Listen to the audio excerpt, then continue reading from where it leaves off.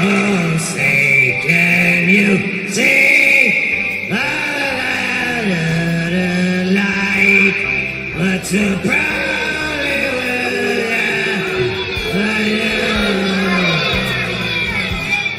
shouldn't have turned down those cue cards. Whoa.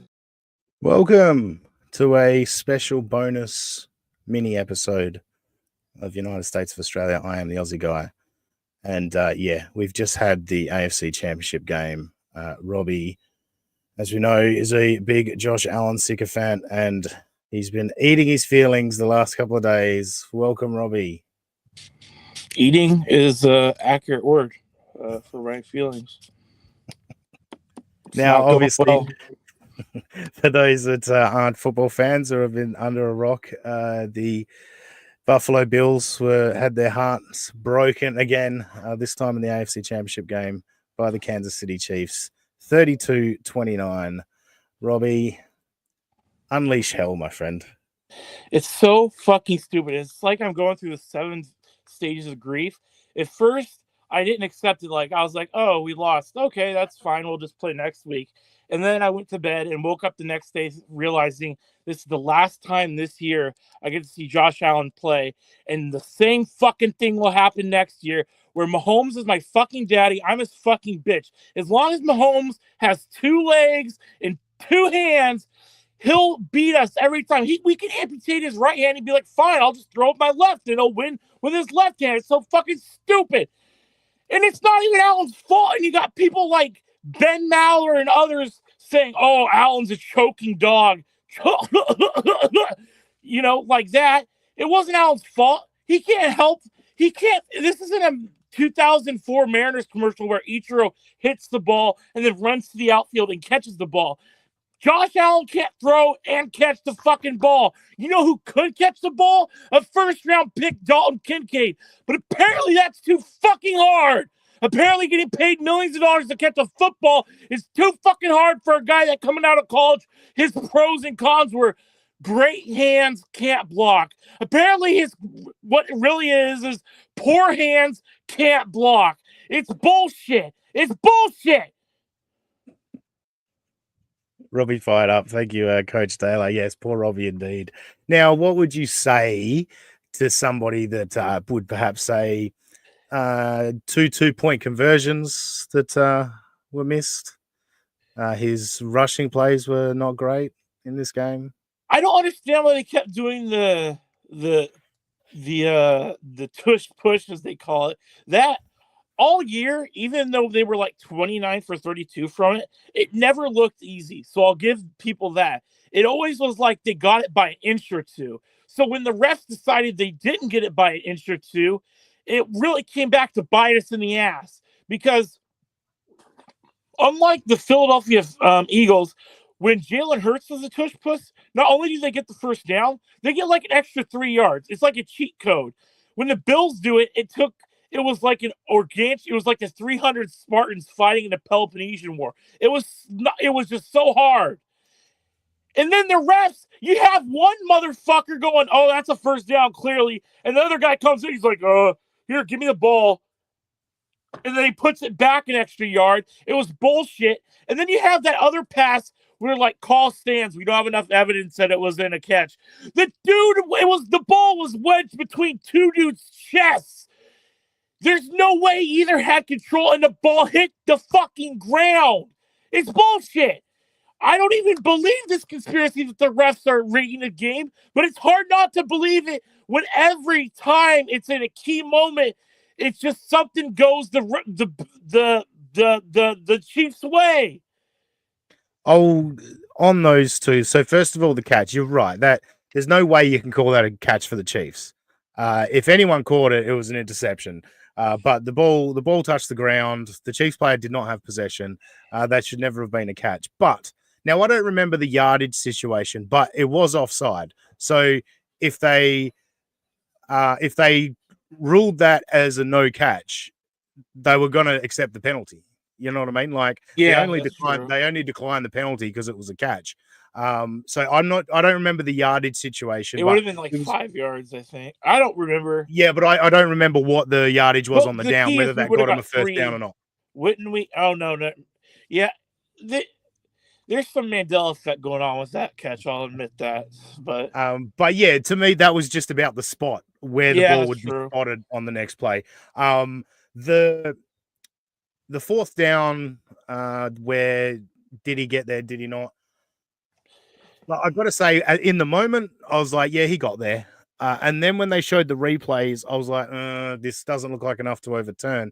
I understand what you're saying. One ref said one thing, another ref said Yeah. another. Why did that guy overrule? Because the other ref clearly had better view of it.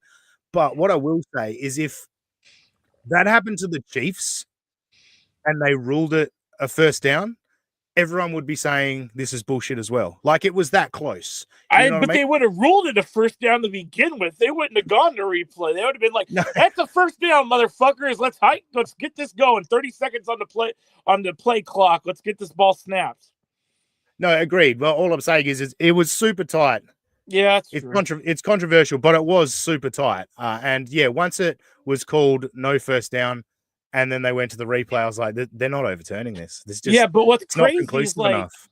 what's crazy is, you know how there's always that really washed up, stupid rules analyst each network has, and they always ball watch the refs, suck their cock, drink their cum, and agree with everything the refs say. Well, this time they don't. Gene Steratore on the catch, he's like, "That's not a catch, Joe," or Tony, with Tony Romo, and Tony's like, "Yeah, I agree with you, Gene. I'd be shocked if this is a catch." Okay, after the review, this is a catch, and then they do the next review with the spot. Gene's like, "I'd be shocked if they didn't overturn this. This is clearly a first down, Joe. This is a clearly first down, Tony." And guess what happens? 30 seconds later, first down, Chiefs. It's like, they always agree. No matter what happens, the in-house analyst on the TV broadcast always agrees with the ref. The fact he didn't agree with the ref 2 or 3 times in that game was just mind-blowing to me. And I don't think people are talking about that enough. Like, when's the last time Gene Steratore disagreed with anybody in a zebra costume? Yeah, look, it's hard not to buy into the Chiefs thing, like, especially because of the whole Taylor Swift thing. It's big money for the NFL, which is so bonkers that a female singer has such an effect on the NFL. But it's true. When I worked at the Y, like, I thought it was bullshit when people were saying it was bringing in new fans. There was people that had never watched an NFL game that are big Taylor Swift fans. Were like, "Are you going to watch Super Bowl? Go Chiefs!" I'm like, "Wait, you've been watching because of Taylor Swift?" Hell yeah! And that was like 4 different girls. Like, I had no. It's crazy, but it's true. She gets people to watch the game just for cut shots of her celebrating with Kelsey's mom. Yeah, it doesn't make any sense to me. No, I agree with you. Just play the games. But yeah, one of the things I took out of this game, obviously rooting hard against the Chiefs, is they do get a lot of penalties, and the Bills didn't seem to be getting anywhere near as many penalties. And what I look to is the stuff you don't see, that, like, stuff's getting called for the Chiefs, whether it's holding or whatever. But what are you not seeing on the Bills side? Because they don't really highlight penalty plays if no penalties called. Like, one play, I think it was one of the, like, 3rd down or 4th down when the Chiefs were driving to score their touchdown to get up 32-29. You had, I think it was, I'm blanking on his name, but the defensive tackle of the Bills went out wide to be like defensive end, flex out wide, and he had a dude's arm around his neck as he was trying to get to Mahomes, and the ref's looking right at it like that. He's like, "It looks good to me. I don't know what you're talking about. That was no hold." Sure, he almost got fucking decapitated. No hold here. Plus, there was one where an offensive lineman, his helmet ended up on the ground. And I know. It certainly looked to me like the defensive lineman had pushed the face mask up and knocked his helmet off. So I was like, where's the face mask penalty there? Shit Show is here saying, "Robbie, where are the other wild things?" Do you get that reference? No. Where the wild things are? Is that... There's a big ugly creature that you do. Fuck, yes, I get that now. That's a child's book, isn't it? Yes. Fuck you. That's mean. Where it's not fucking wrong, but you don't have to say it. Anything else that stood out for you from the game? Like I say, I thought the Josh Allen rushing was disappointing. Yeah, he peeled off one good run. at one point there. But yeah, I don't know. I don't think they utilized or ran the right plays to run Josh Allen. Yeah, it was Joe Brady's should have taken that Saints job because I don't know if he's going to get any any interviews after the call. He had this isn't as bad as when Leslie Frazier called that defense. He was not like a head coaching candidate, but then didn't squib the ball, and everyone's like, "Nah, never mind, we don't want you." But this was not a Joe Brady masterclass in calling plays this game. I'll say that. Just on the other game, interesting one that came out, and not a lot of people knew that the refs can award a score if they get sick Yeah, I of you. heard something about that. What the fuck? Because what was it? The Washington defenders were trying to jump and get to Jalen Hurts before the tush push happened. They're trying to knock the ball out and it's kept going offside. So the refs I thought said, that was like a cheat code. I didn't know you do that in Madden. The refs aren't going to award points. Why can they award points? This isn't real. I guess because it could keep going all night. I know it'd be hilarious. Well, especially half the distance to the goal. How do you keep going? Like, if you're going to do the tush push, they should be allowed to do their own cheat code. Yeah, true. So this week, I fucking hate the Eagles. Remember, really, it's not this week; it's next week. I think. Sorry, next week. Yeah, my bad. Yeah, that threw me for a loop. I was like, oh, yeah. Yeah, it always sucks that week before the Super Bowl. We get the Pro Bowl flag football game instead.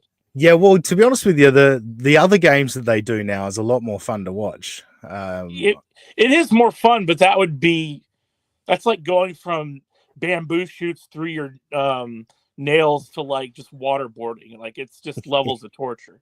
Yeah, no, you're right. I mean, I'll have it on the TV because there'll be nothing. There was the long snapper competition was so awkward last year where they were trying to hit targets by sniping the ball through their legs and like none of them could hit it. And I was like, what is going on? That's when I got the dodgeball game. That's always fun. Yeah, they get more amped for the dodgeball game than they do for a regular game. It's wild. But anyway, back to what I was saying. I fucking hate the Eagles, and I can't bear watching them win the Super Bowl. So unfortunately, I'm gonna be rooting for the Chiefs to three-peat. I've always had the philosophy: if you lose, you want to lose with a champion. So I'll be rooting for the Chiefs as well. You got any? I mean, we've got plenty of time to do predictions on our show. I mean, I do, but I don't think it's worth breaking down right now unless you want. There's no point with 2 weeks to go. You never know what might happen. A guy might go down and fucking practice, Yeah. Saquon looked hanged up at the end of that game. Like they were massaging his Achilles with that gun, and it'll be interesting. That massage gun thing. Yeah. He only had like 12 carries in that game or something. Like he broke those 2 huge runs, and then that was it for him. Yeah. I mean, what did he end up with? How many touchdowns? 2 or 3. I thought it was 3, but anyway. Yeah, it was 3. He's crushing it in the playoffs. Good for him, but fuck the Eagles.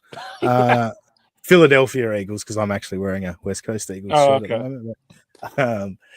All right, so we're going to wrap it up in a sec. Everyone can head over to Echo Pineapple's channel and watch him and Roachy do chewing the shit. But any closing thoughts on the Buffalo Bills? Even though I said Mahomes is my guy, we're going to lose every year to them. I'll be just as amped next year when we're in the AFC Championship game, and I'll be just as devastated we lose because I am a loser. Surely the Chiefs won't go a 4-peat. I don't know. Who knows? Yeah. They'll probably be better on paper next year because they'll add more receivers and maybe a better running back because they don't really have a good run. Pacheco hasn't looked nearly as good since coming back from that injury. So. Good point. All right. Hit your plugs. Let's get out of here. Mariner Robbie on X, where you can see me just get made fun of by everyone. You had Terry in England, that cocksucker, called to the Ben Maller show, and he has such a terrible British accent. He made some weight joke, but it didn't even translate to on-air radio because no one knew what the fuck he was saying. Something about a table or something. Fair enough. You only care about tables when they're full of food, isn't that right, Robbie? Well, I did say a long time ago, if the Bills ever won a Super Bowl, I'd jump through a table. So there's that.